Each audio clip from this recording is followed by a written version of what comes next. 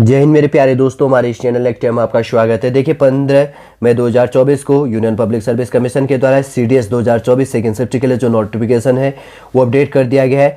देख लेंगे आपके फॉर्म फिल करने के लिए क्या इंपोर्टेंट इन्फॉर्मेशन यहाँ पे निकल के आता है। सॉल्ट रूप से इस वीडियो के अंतर्गत आपके लिए प्रोवाइड करने की कोशिश करेंगे।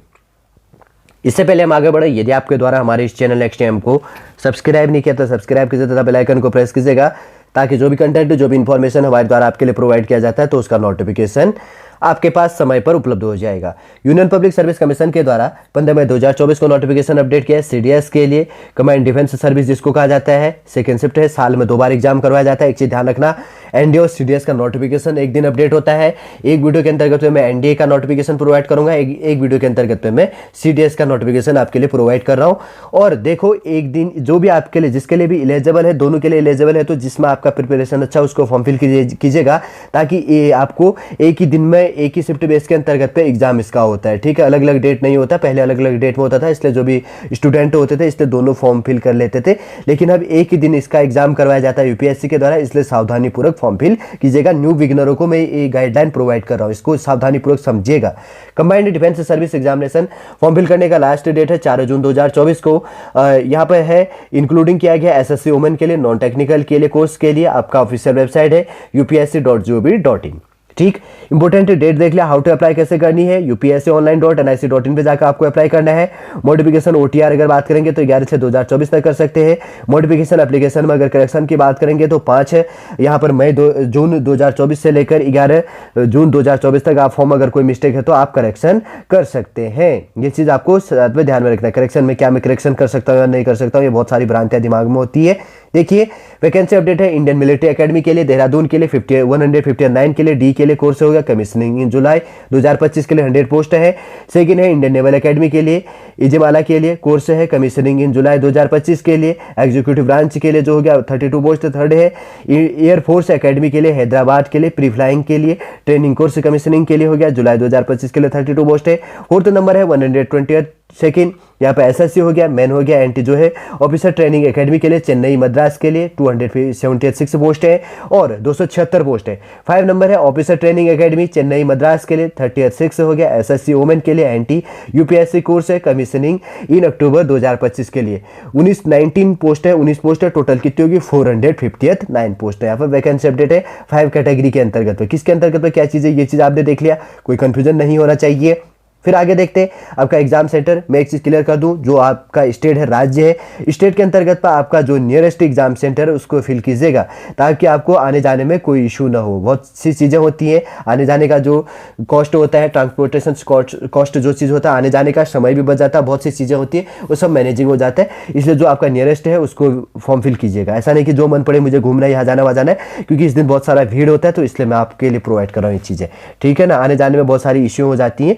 सबसे पहले बात करेंगे नेशनलिटी आपकी क्या होनी चाहिए, a citizen of India, a subject of Nepal, a person of India origin who has migrate from Pakistan, Burma, Sri Lanka and east Africa countries of Kenya, Uganda and United Republic of Tanzania, Zambia, Malawi, जेरे and Ethiopia और Vietnam with the intention और permanently settle in India, वही इसके लिए क्या होगा, eligible होगा, etcetera नहीं। एज लिमिट की बात करेंगे फॉर IMA के लिए, unmarried male candidate born not earlier than 2 July 2001 से लेकर and not late than 1 July 2006। मतलब IMA के लिए आपका एज लिमिट क्या होना चाहिए, मेल कैंडिडेट के लिए आपका डेट ऑफ बर्थ 2 जुलाई 2001 से लेकर 1 जुलाई 2006 के बीच में होना चाहिए।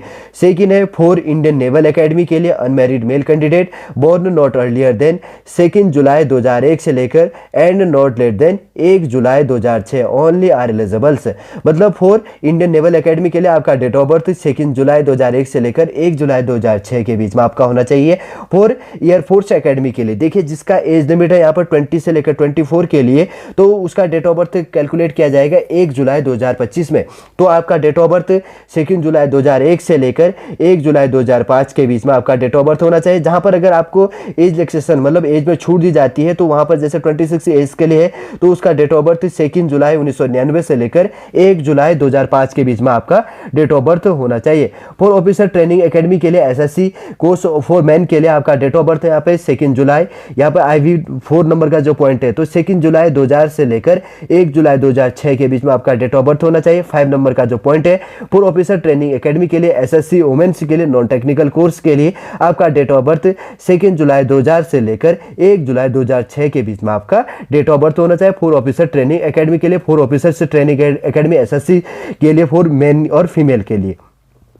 ठीक, ये चीज आपने समझ लिया होगा क्या चीज इंपॉर्टेंट होनी, एजुकेशन क्वालिफिकेशन। अब देखिए फॉर IMA के लिए एंड ऑफिसर ट्रेनिंग एकेडमी के लिए चेन्नई के लिए डिग्री ऑफ रिकॉग्नाइज्ड यूनिवर्सिटी और इक्विवेलेंट उसके समकक्ष होना चाहिए, डिग्री होनी चाहिए, परसेंटेज नहीं मांगा गया। सेकंड है यहाँ पे फॉर इंडियन नेवल एकेडमी के लिए degree in engineering from recognised university और इंस्टीट्यूट से होना चाहिए, परसेंटेज देखो यहाँ पे भी बात नहीं कही है। थर्ड नंबर का पॉइंट है फॉर इंडियन एयरफोर्स एकेडमी के लिए degree of recognised university with physics and mathematics at 10th + 2 level और बैचलर ऑफ इंजीनियरिंग आपका यहाँ पर होना चाहिए। ठीक है, इंटरव्यू एट द एसएसबी, जैसे कि यहाँ पर कुछ बहुत चीज़ें होती है आप समझते हो जिन चीज़ों के लिए commissioning of the SSB, interview at the SSB की बात कही गई है। और उसके बाद में देखते हैं यहाँ पर फीस की बात करेंगे तो कुछ कैटेगरी के लिए जैसे जनरल और ओबीसी के लिए 200 रुपये फॉर्म फीस होता है। शेड्यूल कास्ट, शेड्यूल ट्राइब और फीमेल कैंडिडेट अगर है तो उनके लिए फॉर्म फीस यहाँ पर नहीं होता है। अगर फॉर्म फीस आपका चार्ज भी इंक्लूड होता है तो जब आप फॉर्म फिल करेंगे आपको वहाँ पर आपका प्रोसीजर स्टार्ट हो जाएगा, आप समझ जाएंगे। ठीक है, आप जो भी आपके पास में फैसिलिटी है आज के टाइम पर, डेबिट क्रेडिट नेट बैंकिंग या मास्टर रुपये कार्ड आपके पास में, UPI जो भी चीज़ है, आप वीज़ा जो भी कार्ड है उससे आप क्या कर सकते हैं, फीस पेमेंट कर सकते हैं। हाउ टू अप्लाई की बात करेंगे, सबसे पहले OTR करना है, फिर उसके बाद में आपको फॉर्म फिल करनी है। आपको कब से कब करेक्शन करना है वो मैंने नोटिफिकेशन आपको प्रोवाइड कर दिया है। जैसे कि आपको क्या करनी है, 5 जून से लेकर 11 जून तक आप फॉर्म पे जो भी मिस्टेक होगा उसके अंतर्गत पे करेक्शन कर सकते हैं। ये चीज आपको ध्यान में रखनी है, क्या मैं करेक्शन कर सकता हूं या नहीं कर सकता। बहुत सी चीजें होती है, कभी किसी कारण से आपका फॉर्म पे मिस्टेक हो जाता है। तो जैसे यहाँ पे एग्जामिनेशन जो शेड्यूल दिया गया है आपका जो है, सबसे पहले for admission to Indian military academy के लिए, Indian naval academy and air force academy के लिए इंग्लिश के अंतर्गत पे आपका पोस्ट कोड 11 है, जनरल नॉलेज के लिए 12 है और एलिमेंट्री मैथमेटिक्स के लिए पोस्ट कोड 13 है। तो इंग्लिश के लिए जो पोस्ट कोड 11 है 2 आवर्स का आपको टाइम दिया जाएगा 100 मार्क्स का। दूसरा है जनरल नॉलेज के लिए पोस्ट कोड 12 है, ड्यूरेशन 2 घंटे का और 100 मार्क्स का। थर्ड हो गया एलिमेंट्री मैथमेटिक्स, पोस्ट कोड हो गया 13, ड्यूरेशन 2 घंटे का और मैक्सिमम मार्क्स कितना 100 मार्क्स का यहाँ पर हो जाता है। और भी पॉइंट है for admission to officers training academy के लिए आपका यहाँ पर सब्जेक्ट कोड इंग्लिश का 11 है क्योंकि इक्वल बेस में यहाँ पर होता है और जनरल नॉलेज का 12 है। तो 2-2 घंटे का टाइम दिया जाएगा, 100 मार्क्स के आपके पेपर यहाँ पर होंगे। ये चीज़ ध्यान रखना। और डीपली यहाँ पर सिलेबस दिया गया आपका जो भी चीज़ें होंगी। तो ये नहीं तो आप UPSC के ऑफिशियल वेबसाइट पे जाके या गूगल क्रोम पर सर्च करके देख लीजिएगा ऑफिशियल वेबसाइट पे जाके। और देखिए थोड़ा सा यहाँ पर वेट हाइट जो चीज़ होती है ना, हाइट और वेट के लिए जैसे कि यहाँ पर बात कहा गया तो एज के हिसाब से, जैसे कि जिसका हाइट 140 सेंटीमीटर से इंक्लूड किया गया है तो एज लिमिट जिसकी जो चीज़ें हैं तो मिनिमम हाइट वेट कितनी होनी चाहिए बात किया गया है। यहाँ पर टोटल कितना है, हाइट 210 सेंटीमीटर है। ठीक है, तो उसके लिए अलग अलग कैटेगरी। 140 के लिए आपकी हाइट कितनी होनी चाहिए, जिसकी हाइट है वेट कितना होना चाहिए और कितने एज के अंतर्गत पर, अगर इतने एज के अंतर्गत पर आपकी वेट और हाइट ये चीज़ें हैं तो आपका वेट क्या होना चाहिए। वही दूसरा यहाँ पर विजन की भी बात कही गई है, थोड़ा सा सावधानी पूर्वक फॉर्म फिल कीजिएगा, इतना वो चीज नहीं होता है। वेट जैसे कि यहाँ पर है नेवल के लिए भी वही है कि आपका हाइट अगर इतनी है, अगर वेट आपका इतना है तो आपका अगर ये चीज़ों के अंतर्गत पे क्या चीज़ होनी चाहिए, कितने एज लिमिट के अंतर्गत पे वेट हाइट क्या होनी चाहिए। ठीक है, ये चीज़ें थोड़ा सा ध्यान में रखना। सॉलिड रूप से पूरा इन्फॉर्मेशन प्रोवाइड कर दिया है। वैसे जो भी रिफ्यूजी बेस के अंतर्गत अगर क्या चीज़ें, वैसे तो 157 सेंटीमीटर है, लेकिन अगर यहाँ पर कोई और आपको इश्यू होता है तो उसके लिए जैसे तिब्बती रिफ्यूजी एटसेट्रा या कुमाऊं गढ़वाली ये चीज़ें ली जाती है। ईस्टर्न स्टेट के अंतर्गत पे, नॉर्थ वेस्ट बेस के अंतर्गत पे तिब्बतियन फॉर लद्दाख के लिए एटसेट्रा जो भी है, जैसे भूटान हो गया, सिक्किम हो गया, नॉर्थ ईस्ट रीजन जैसे कि मैंने अभी आपके लिए बात किया था। और यहाँ पर ईस्टर्न बेस के अंतर्गत जैसे नेपाली, गोरखा, कुमाऊनी, उत्तराखंडी के लिए आसामी और गढ़वाली एटसेट्रा जो भी चीज़ होती है उनके लिए हाइट क्या चीज़ें होनी चाहिए, सारा का सारा यहाँ पर बात की जाती है। तो सॉलिड रूप से इन्फॉर्मेशन मैंने प्रोवाइड कर दिया है। उम्मीद करूंगा दोस्तों सॉलिड पूरा इन्फॉर्मेशन आपको समझ में आ गया होगा। यदि आज का इन्फॉर्मेशन आपको अच्छा लगे लाइक कीजिएगा, कमेंट कीजिए और हमारे इस चैनल नेक्स्ट टाइम को सब्सक्राइब कीजिएगा। वापस हम नेक्स्ट क्लास के अंतर्गत आपसे मिलेंगे। जय हिंद, जय भारत।